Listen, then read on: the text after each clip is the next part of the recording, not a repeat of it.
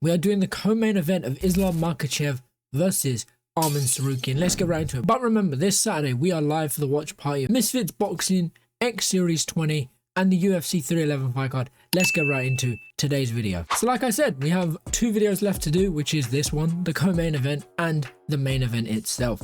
We have Merab Dvalishvili versus Umar Nurmagomedov. Nurmagomedov is 18-0. His country is Russia. He stands at 5 foot 8 inches tall. He weighed at 147.5 pounds in his last win, has a reach of 69 inches and a leg reach of 39 inches. While Merab Dvalishvili, on the other hand, is 18-4. His country is Georgia. He stands at 5 foot 6 inches tall. He weighed at 148.5 pounds in his last win, has a reach of 68 inches and a leg reach of 38 inches. Umar has a 1-inch reach advantage, a 1-inch leg reach advantage. He has a 2-inch height advantage and he has no losses. He hasn't been beaten yet. Now, will that change in this fight? We're going to find out. As we know, Umar is one of the Dagestanis. Very, very good grapplers.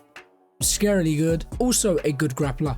But is Umar better? We'll find out soon. We're going to find out this Saturday. Now, I do believe Umar is the favourite going into this fight, and I would probably pick Umar. He's undefeated. He's a very good grappler. Merab probably wants to not avoid the grappling. I know Merab is also a grappler. I'm not going to say he wants to avoid grappling, but he doesn't want to grapple as much because Umar will be all over him with that aspect. But let's move on to win buys to see how they've got it done in their previous fights. With both of them, most of their wins are coming by decision. Merab has a 6% submission, 17% KO TKO with a 78% submission and a 16-minute average fight time and a knockdown average of 0. While Umar Nurmagomedov, on the other hand, has a 11% KO TKO, 39% submission, 50% decision with an average fight time sitting around 12 minutes and a knockdown average of 0. I'm going to keep it 100 here.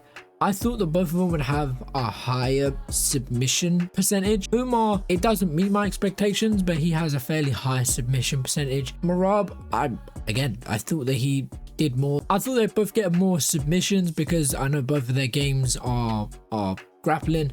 So I was expecting a little bit more there, but this is fine. Only half of Umar's wins are coming by decision, while the rest of the other half is coming by knockout or submission, but over half of Merab's wins are coming by decision. And Merab has more knockouts than he does submissions, so I think he should try and keep this on the feet as best as he can. Keep a distance between him and Umar. That's impossible because of the reach. It's going to be a very tough fight, but in my opinion, it's going to be a very tough fight for Merab, and doesn't mean it's going to be an easy fight for Umar. This is probably going to be Umar's toughest fight, but I think it's going to be a very tough fight for Merab if it does go down, because I feel like Umar is just going to capitalize, take control, and get a submission win. But let us move on to significant strikes to see if it does stay on the feet, who could benefit better, basing it off of their last fight. With Merab Dvalishvili having an average of 4 punches landed per minute, 42% significant strikes, an average of 2 punches absorbed per minute with a defense of 56%. While Umar Nurmagomedov, on the other hand, had an average of 4 punches landed per minute as well, 63% significant strikes, an average of 1 punch absorbed per minute, and a defense of 63%. Umar's defense and significant strike percentage are the exact same, 63%. He landed a little bit more than Merab did, and he absorbed quite a bit less. On the feet, Umar looked better according to the stats. It doesn't mean in his fight he actually looked better, but on the stats on this sheet of paper here, it looks like he did better. But Merab was up against Sean O'Malley, I think was his last fight. I don't think he's fought since then. First title defense.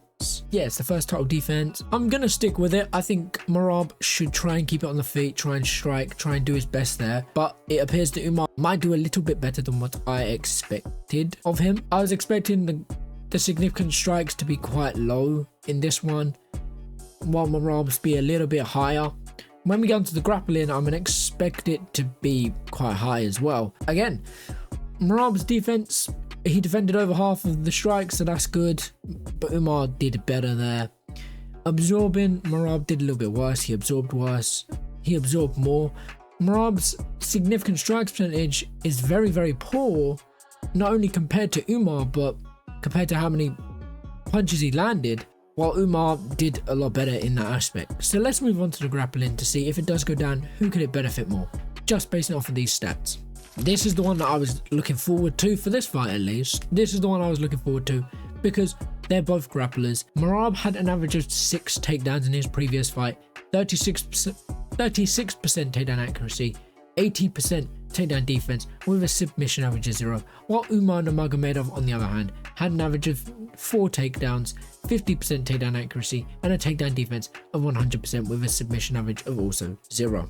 Although Umar had a less takedown average, he had half of his takedowns were successful, while Merab, he attempted loads but only got 36% of his attempts, and Umar's defense was a lot better than Merab's because he defended every single takedown that his opponent threw at him.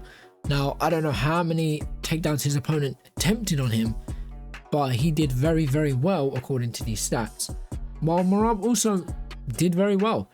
Do I think Umar gets taken down according to this because of how many attempts Merab will probably throw out there? Yes, I think he will get taken down a few times, but that would also depend, 1, how long the fight goes, 2, if Umar can get it over and done with quick.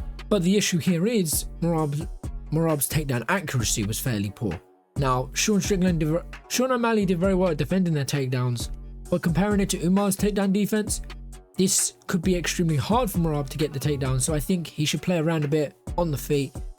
I feel like they both should, right? You get the damage first, then you get the takedown. I feel like Umar doesn't really need to rely on damage. The Russians are horrifying when it comes to grappling because they haven't really got to do too much on the feet. Once they get it down, that's it. You can start to expect what's going to happen next. Now, that doesn't mean, oh, because he's a Dagestani, it's going to be a submission or this or that. Umar could go out there and knock Merab out if he wanted to. But I feel like if Umar does get it down, Merab will be able to defend the submissions fairly well.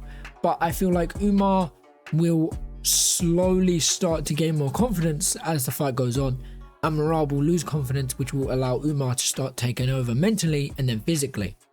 I think this is going to be a very tough fight for both fighters. How do I think it should play out? Or how do I think it will play out? I think it's going to start off a little bit slow. Merab's going to try and get in close, use his striking, and go for some takedowns. And I feel like Umar's going to take his time a little bit. And then towards the end of round 1, maybe at the start of round 1, Umar starts to take over, get it down, gets a submission late or early in this fight. But these are just my thoughts and my opinions. What do you guys think? Who do you think wins and how do you think to win? Apart from that, I'll catch you in a bit. Take care and peace.